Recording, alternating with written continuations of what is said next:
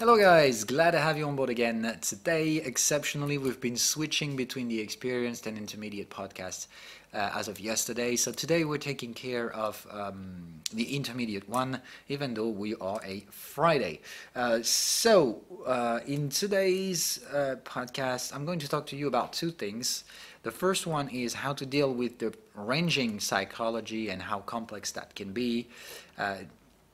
So that will be the first topic we're going to talk about. And the second one, which is really important for you as you are like mostly switching from beginner to intermediate level, and this is something you really need to work hard on, which is layering your time frames and organizing those things in your mindset, because the better is your organization and layering, the better you'll be at applying your trading plans.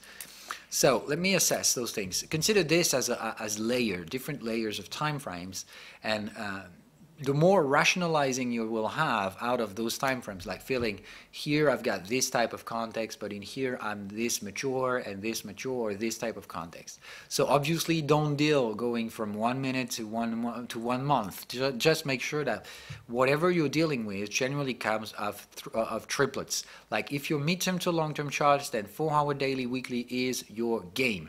If you're intraday trader, 3 minute, 15 minute, 1 hour is your game. And any asset you trade, you must have layer and maturity of context for each and every one of those 3 layers. All right, so I'll do it for my personal purpose. Like I'm going to take care of a swing vision in here. Oh. All right, sorry. So let's make that example in here. So you generally want to start with a higher time frame because that's where you're going to get the broader picture. But you might not want to forget about zooming in to get more precision. Or you can do the opposite way. It's no big deal. You can start with a shorter time frame and broadening your vision as you go through this process. But it's really important that you have to deal with that. Think of it like whenever you're dealing with an asset, at least 2 time frames, and looking at 2 time frames is really a strict minimum. Going to 3 is just a necessary precaution to make sure that you really have a clear mindset about what you're going to be doing and what are the implications. So you're going to be framing your global vision, and that's the thing you must head to as you will progress in trading, because let's assume that you've got out of beginners level trading, you now figured out how to work out ranges. Don't think too much, just try to profit from the most probable scenarios, and when it doesn't go according to the plan, then you just drop it. That's how it goes. Sometimes it simply doesn't work. This is how trading is.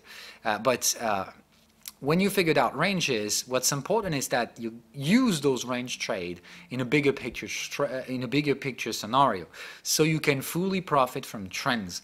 Remember that the goal in trading is to profit from trends, because trends are the most profitable context in trading when, obviously, you get into early trading those trends and then profit when the trend triggers, not the usual mainstream vision of trends, which is breakout trading, which is as stupid as it is, very dangerous, and especially and must be mastered, which means the only guys who can really break out trades are the ones who've been accumulating previously. So the breakout is one step of the trend, certainly not one type of strategy.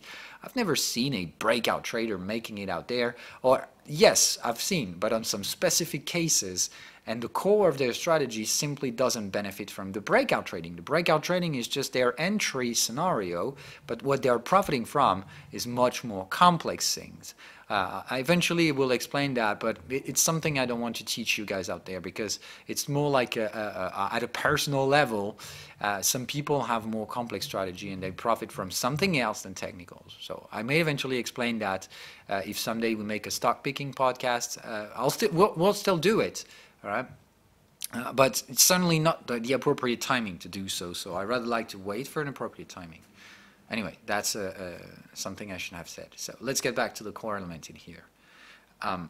Layering your things will help you forecasting whether or not you should keep like 25–50% of your trade, your range trade, in a bigger picture scenario. So if it ever happens, you can profit from those trends with those partial range trades, you just let it open. It's simple as that. It's how you need to risk take. Take the same trades you know how to deal with, these usual range trades and stuff like that, and try to hold some of those positions partially, all right, into trying to get a bigger picture scenario. So if someday that bigger picture gets the trigger, then you'll get to profit from it. And this significantly multiplies the gains you can make out of those range trades. Like I told you, the range trade in terms of risk-reward ratio are really not fancy or attractive. It's generally 1.5 to 1, which means you don't make that much gains into ranges either. The thing is that they're simple, and these trades are way easier to master when you're beginning than trying to trade the trends. The trends is the goal, is where you get to, is where you reach out to. And that's certainly not where you start from, right? And it's really important that you understand that. So the best way for you to learn how to profit from those trends, because that's your goal, is to have bigger picture scenarios when you deal with ranges. To have at least, let me give you an example. So anyway, let's take Apple, all right, because that's the one I finished the podcast with the French guys. So let's assume what that is, all right? So let's start. What the hell is that? We need to contextualize. All right, so yes, it's definitely a trend. That's great. This is where we're breaking, whatever. This is very likely going to be a final excess. So in here, I would need to zoom out a bit more. Oh, god damn it, that's a parabola.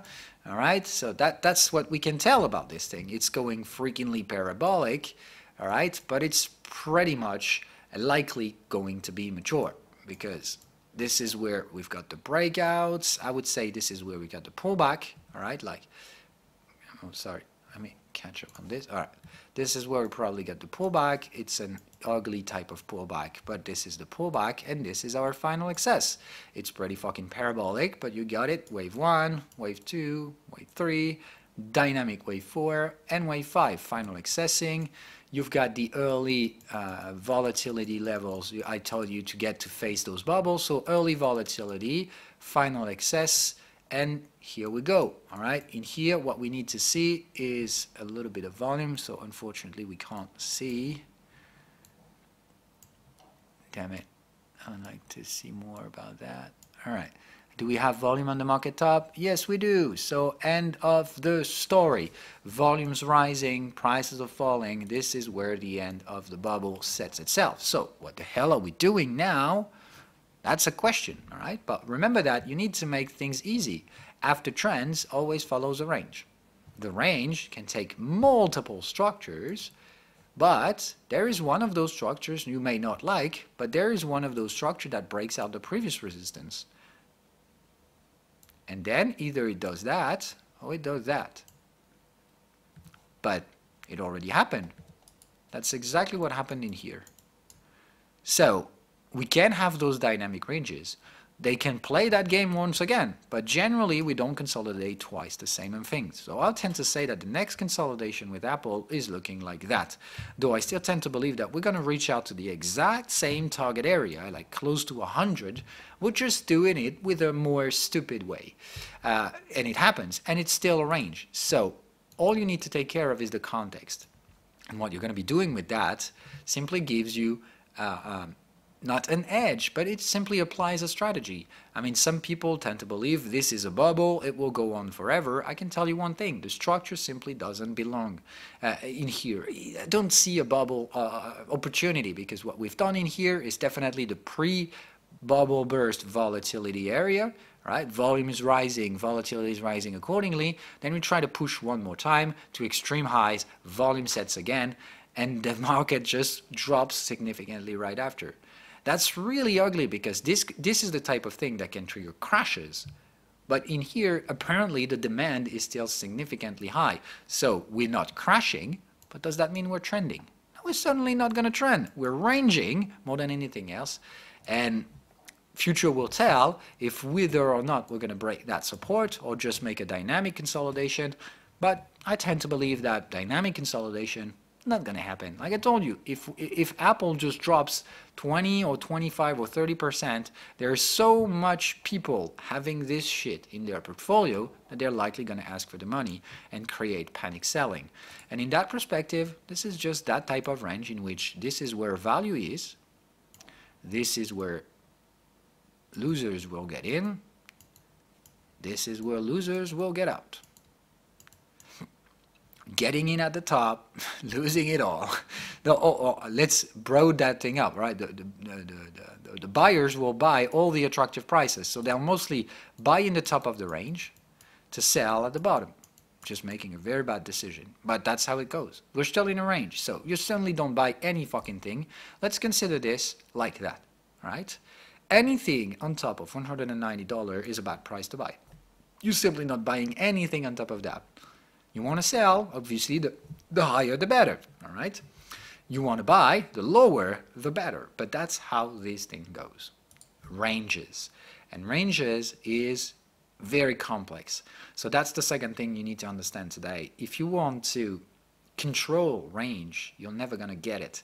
The problem is, like I said, new biases will always lead you to try to understand, try to put things into boxes. That's not how it goes. You can use a few boxes, but you need to be aware that, yes, sometimes the market can fit in your box, in this box or this other box, but a lot of market conditions simply will meet no boxes requirements, and you need to accept that because most of the time we're going to be there.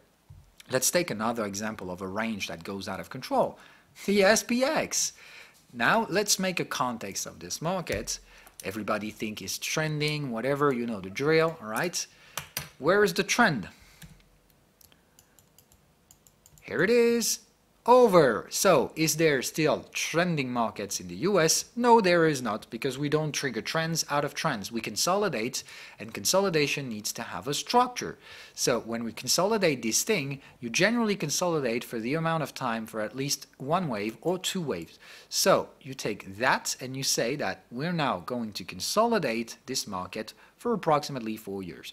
So we don't have much gains to expect in Wall Street for 4 years. Where did we terminate this thing? In here. So starting 2018, we are done with this trend. What we do right now is just ranging. This range we're living for 2 years means we're not yet done with it. And moreover, this structure simply not terminated. To me, this structure has one way to go, and then we'll be able to recover eventually. There's another type of structure that is taking even longer than that. I'll talk to you about that. This is this structure, the diamond. So if we go there, all right, and find some bullishness, like I told you, there will be a huge risk management in this area. What if we do just that? If that's the future, then it's going to take the 4 years. Right, started 2018 and we terminate 22. And if this happens, then we're very likely going to break down, because that's a very dangerous reversal structure. Obviously we can break up, but statistically speaking, if we build that type of structure, we genuinely reverse. So many options. That's what you need to understand. What you need to figure out with ranges, when you figure out ranging context, is that range can take multiple ways, multiple variations. The only safe haven you've got in here is just statistical reactions. When you get a bullish move, most likely the following correction looks like that. The range, the typical range structure in which you try to catch up this third range boundary, all right? Sometimes these things will be a little bit more violent, which means you'll get there and you'll get deeper retracement, which means in here we retrace barely 61%. This is the trending range, all right? This is the classical range. This is the trending range, basically, all right? Sometimes you'll get what we've seen with Apple. We're going to make new highs, then eventually hold on to the lows. This is the dynamic correction, but this is still a ranging structure, right? So like we said, we can have this, this, this, and this, and it restarts. Like the range is starting there, ending there, starting there, ending there. All right, starting there, ending there, starting there, ending there. But there are way many other structures, like there's this one, the triangle, starting there, ending there. All right, like we said, there is this one. sorry, let me just start it all over again.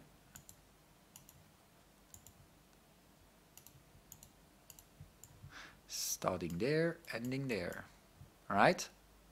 There is this one. This is one type of structure that we can have. There's the diamond, all right, like I said, which is this one, this one, this one, this one, this one, this one. All right? This is the usual type of stuff that we can have. Okay? This is diamond reversal. We're starting there and ending there, and this is a reversal type of range. All right? So many structures. You just can't learn them all. And moreover, if you try to learn all of those structures, will that even make you better? Learning a bit more complex structure, yes, eventually, but this is endless story. You never find the end. Though the thing in here is just to profit from the most probable one. Now let's stick to the essential, all right? Let's assume you've got a range top in here, all right? You don't know where the end will be, and you certainly don't know shit about whether, about whatever the structure might be, all right? Let's just switch to red, all right? So the thing is that, like we said, the first thing you need to do is waiting for the first wave. It's going to give you a few sets of informations regarding what that range structure could look like. All right, there are multiple informations that will come out of this first wave. Reason why I don't want you beginners to figure out the reversal trades, only experienced ones. You wait for the first range boundary to build itself.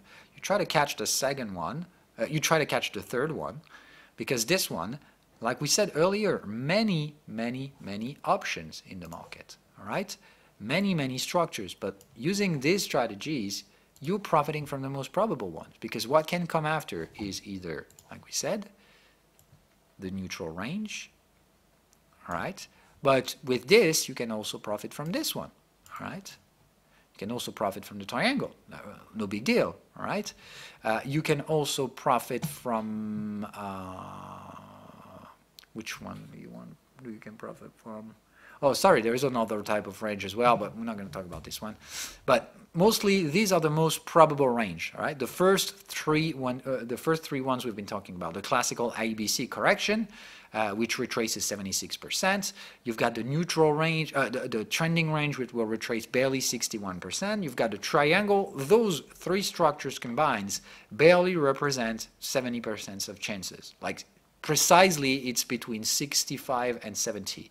So you've got approximately 2/3 of the ranging structures looking like that. So you can profit from them. But there are still more than 30% remaining, which is still significant numbers of drawdowns, in which the market can go higher to make this structure, go higher to make this structure, go higher to make the fucking structure we've been talking about. So many options to fuck you up when you try to sell in here. But like I said, if you want to trade to be right, you're not going to make it in trading. We're not there. We're just there to profit from odds. Statistically, by trading that third range boundary, you'll most likely end up with a gain. It depends on the risk management, that it goes accordingly, obviously, because there are so many options. Like, you think the market can make it double tops? It happens, all right? Don't you think the market can sometimes just go a little bit inching higher, and if you put your stop loss in here, then you're just going to get fucked right at the market top? So accept chaos, because we can't control ranges. And there are some ranges that you will obviously being fucked with. This one, you'll always take a stop loss. It's inevitable, all right? Even if it ends up with that type of structure, you're fucked anyway, and you can't avoid it. I call that statistical errors, and you have to live with that. Just like I said, I've been fucked with Wall Street twice recently in that range, because I had to trade this area, just like I had to trade this area, and they fucked me both ways. So I'm fine with that. This is just the type of range meant to fuck me up, and believe me, it fucked every trader. There's no one figuring out those ranges in Wall Street, because psychologically speaking, they're the worst structures ever. Everyone think we're trending because everyone is proven wrong. But in the end, think smart. We're probably in ranges. That's the most probable context right now. And people just drive themselves crazy because they end up being proven wrong in that range. And I did as well, but have you seen me changing my mind just one time? Not at all. I'm still trading ranging context. I just figured out those ranges are as complex as they could be. Because I think the market top is now in here, but it could have been just that, and that would just have been an intermediate pullback. This would have been a final excess. This would have been our first ranging wave, and we would have been doing the second one afterwards. Though trading in here is just fitting into my boxes. Not trading it would have been a mistake. Taking the associated stop loss with that trade is just part of life. Don't make it overcomplicated. But now that we've been moving on with that structure, I see this three-range structure. I don't nearly think that we're trading trends right now, because there is one big mistake people make right now, and I hope you do understand that. It's not just about technicals. Do you really think technicals can give you an edge on the market? That's not how it goes. Certainly not in the long-term charts. I taught you that. If you do trade intraday, let's say whatever is in this area, like if you trade 15 minutes to 1 hour, like those things is where technically speaking you'll be the most efficient. All right, with just a technical strategy. As you start getting to this area, like longer time frames, the longer time frames you have a look at, the more you need to assess macroeconomic projections in the market, because in here economy is impactful. It's impacting corporate profitabilities and stuff like that. So it's having an impact. So you can't just trade technicals as you're looking at a weekly and a monthly charts. So many aspects of economy are impacting prices, like inflations and stuff like that. They all play significant amounts of stuff that will alter the technicals. And if you have a look at this, if you're going to shorter time frames, believe me, if you don't take care of order flows, like order books, how it goes, how money goes in, goes out, how are the supplies and demand areas working out, if you don't understand that, you're certainly not going to be profitable with a technical strategy. I mean, the technical strategy all by itself will not be sufficient enough. You need to add some spices. It's absolutely necessary. All right, this is your safe haven to learn the strategy. This is also why I generally teach you to work out with those time frames first, because they provide significant amount of trades, enough to trade and make mistakes and learn from those mistakes. They're good, and they're not too aggressive because you don't need to understand order flowing, and they're not yet too main frames, so you don't really have to understand economics. All right, but you need to understand that. Those people right now who are just saying, all right, look at this, because that's the chart I've been seeing so much recently into Twitter, and that's just astonishing me. So this is what we have recently. This is the latest chart I've been seeing. This one is really, really amazing.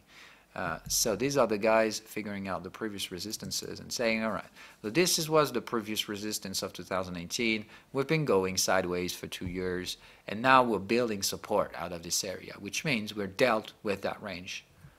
Or really, do you think do you really think we're done? I mean, like, I'll just give you a tiny bit of information, all right?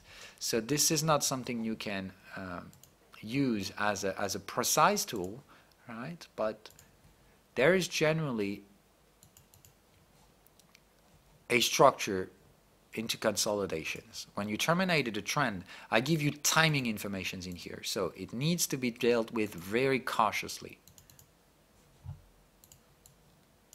All right, just to give you a quick information, we typically consolidate for 38% of the time we spent trending. That's an average, all right? But in stock markets, this average is longer, or is shorter. So we're generally dealing with less than that. Most likely, I think, close to 0.23. That still gives us December 2020 to terminate that range. So what does that leave us? Pure and simply. And if we're in that type of range, then these guys might be just buying the market up. Pure and simply, they're buying the market up right now. So you do whatever you want. All I can tell you is that as long as you've got a plan, as long as you are always applying the same plan, you'll make the money in the market. Not necessarily that time or that specific trade, but if you just repeat that stuff all over again, following the same rules, putting the market in the same boxes, this is what makes the difference. Those who are dealing with this, because they use these things as trend lines and whatever, I better hope that they always do it. And this is the problem. They always do it, but they're just doing something really different, is that they're using that into intraday time frames, and now they're trying to apply that to weekly time frames without caring just a bit for microeconomics. They don't even contextualize what they're doing. When I see someone making that type of analysis, all I can tell is that this guy is not a trader. This guy is an analyst. He's just there to put lines, not giving information, not contextualizing what they're doing, not having a plan, not having an entry point, not having a stop loss. They're just here saying the market is bullish or the market is bearish. Great.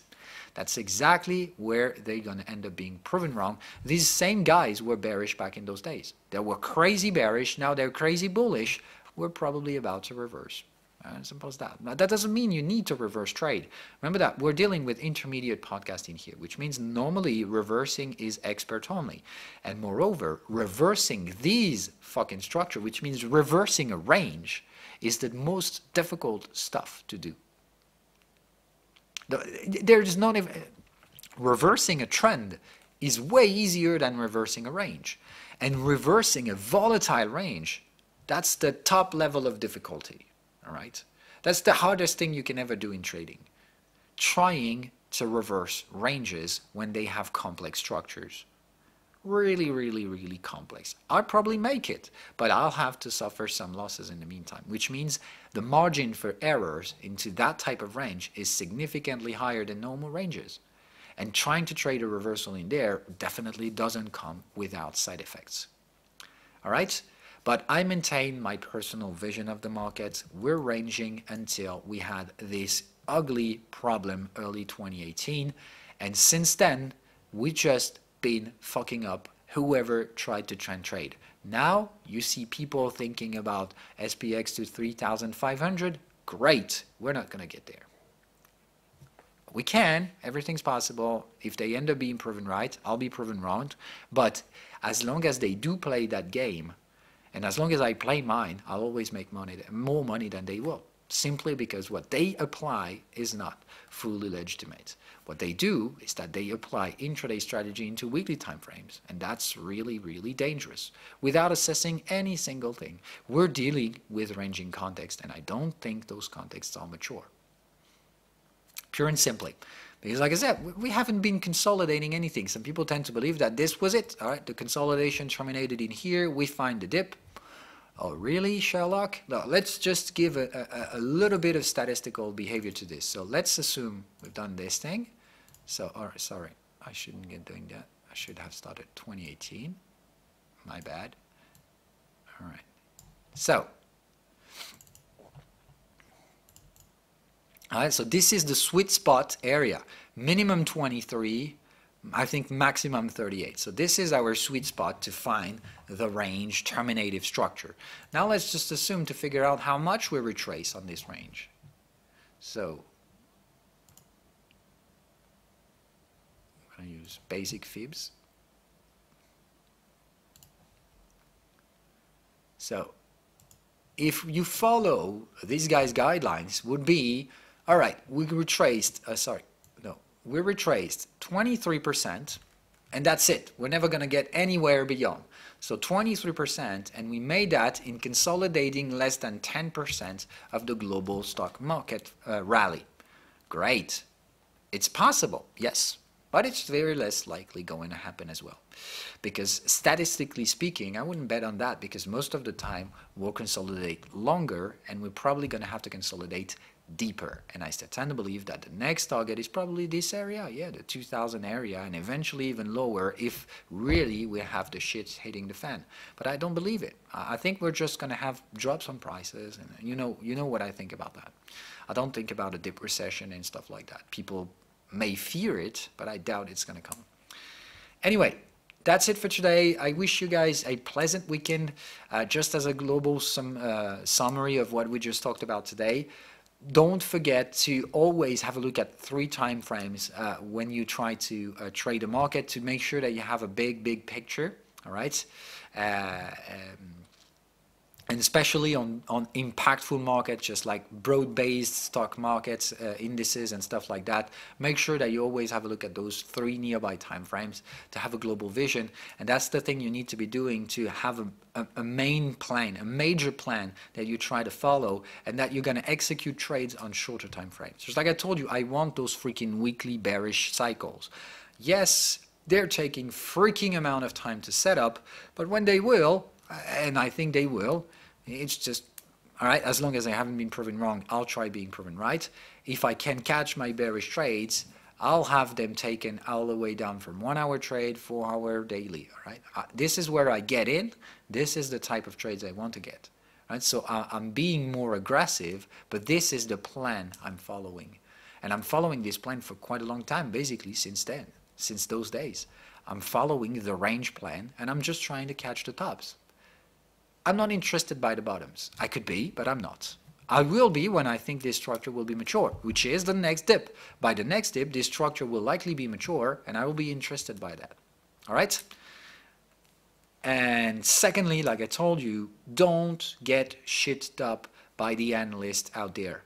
When you see analysts saying to buy in a range context, generally means the market is bearishly gonna reverse. If you see them panicking and saying the market is bearish as you are in a range context, just go on the opposite direction. And that's exactly what they're doing right now. Lots of greed, analysts showing and forecasting crazy targets with just a couple lines drawn on the markets. I mean, the most stupid, the stupidest thing I've seen recently is just this. It was so funny. I think I just answered the guy and then removed the tweet because it was nasty, and I don't like to criticize people, but this is what the guy had on this chart. I'll just show you that. That was astonishingly stupid. It was barely something like that. So it was red squares on the just something like that, but more red. No, not this one. Something like that. Right? Now it's just like 1 red square, 2 red square, 3 red square. Like, we're done. That's it. Consolidation is over. That was just like, all right, what happened there is the same thing that happened there. It's the same thing that happened there. A little bit of hesitation, and then the market goes bullish out of this. And I was like, oh man, if you think this and this and this are the same things, you're really not a good trader, because this is simply putting things out of their context. For him, what we had back then and what we had back then is the same thing as we have in here. I don't know, this is a pullback in a trend, right? This is the end of a bearish move, consolidation. This is building ourselves. This is an accumulation, actually. This is pullbacks on an accumulation. This is trend pullback. This is final excess, though this is a range. And this thing is totally different than this one, because it's simply not the same context. What we are dealing right now is like a monthly consolidation. We're dealing with that type of things, just looking different. This one will probably be less violent than those ones because the structure is different, but we're very likely going to end up there before going higher. Yes, we will.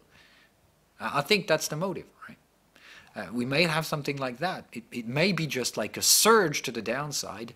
No one sees this one coming, and then we just recover slowly but steadily. And in times of long-term market history, this will just be like a non-event, and people will even forget about this thing. Just like I said, I don't think we're going for deep, nasty recessions type of things. I think what we're going for is typically this kinds of stuff. So when I say SPX goes higher, I tend to believe that, yes, we likely will. All right, just take that as an example. Just use inflate. Oh, damn it, I can't do that. So I'm just going to delete that. It's not necessary anymore. All right, let's just rising amplitude, all right, to the way the volatility on today's market is. Right? Let's just assume we're doing something like that. Let's assume a little bit more amplitude, all right? Right? If that is the stock market course, no, I've been a little bit too much in here. Let's assume that is the stock market course, right? reaching out to my targets, and then, yes, we'll be dealing with the 4,000 SPX within next year's. Not necessarily next year, but yeah, this could pretty much be something like that, all right? And would it be a big problem? Right? And remember that the market is accelerating afterwards. So if you really want to see the parabolic scheming market with even more monetary injections, endless story for monetary aggregate risings and stuff like that, yeah, just copy paste. All right. It's obviously going to happen into different amplitudes and timings, but yeah, let's just copy paste. You want a crazy fucking bullish stock market? Yes, there you have it. I can already see all the trend lines and stuff like that that people may eventually be talking about out of the future years, like, once again, doing this type of stuff. Like, it doesn't even make sense. You don't draw any fucking trend lines out of monthly charts. They don't even relate anything. Like I said, it's stupid, but people will eventually do it.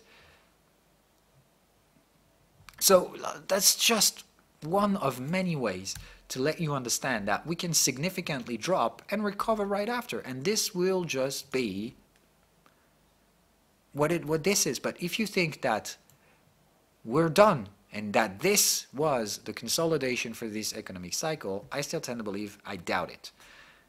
We're far not enough. We need something impactful, something that blow up history. Just rapidly, like I said, it can be real fast, and we just took the 1987 example in here, and as you can see, it pretty much fits in the market behaviors, which just makes sense and would say, okay, this was a financial crisis. We'll probably call it that way anyway. Everyone wants a financial crisis, so we're probably going to have one, even if that's not necessarily going to be one. All right. So we can be there. Though, like I said, let's just put that in motion. So you'll think how rational this is, or probable this is, all right? This would just be, in that case, all right, had a first record highs, probably pull back in 30%, because I think that's what we're going to have to do. Recession trades generally make 30%. But I think that out of this, more than anything else, we're not going to stay there long, so I think a couple months at best. We'll stay there, and we'll rapidly recover down to -20, all right, which means we're rapidly going to reintegrate the 2,500.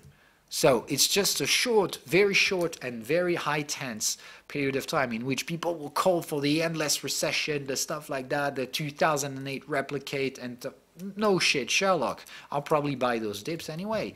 And like I said, buying those dips will probably be the most rational thing to do. I mean, given the current state of the economy, which means we're not nearly going long-term recessions and stuff like that. We do have high level of debt, which is complex, and we will need to pop some of those bubbles. But unless popping a few bubbles, I don't think we need to go long-term recessions and stuff like that. More likely just saying bursting a little bit of money that's been accumulating into the new paradigm areas, like shifting stocks to a little bit lower valuations because some of them are really, really stupidly priced in. And that's it. And once we're dealt with that, end of the story. And like I said, we can do it pretty fast, like just a couple months, and we're done. And we could be bullish by the beginning of 2020. Like we said, the timing for consolidation doesn't have to last longer than that. But people believing that we're dealt with this by last year's ending, I don't believe it. I sincerely don't believe that. I think that's the biggest ever trap, and I nearly don't believe that this is a solid support to build a trend market out of. All right? I could be right, I could be wrong, future will tell us, but at the current given time, I'm not changing anything. I'm just patiently waiting to see if the market builds its stop in here.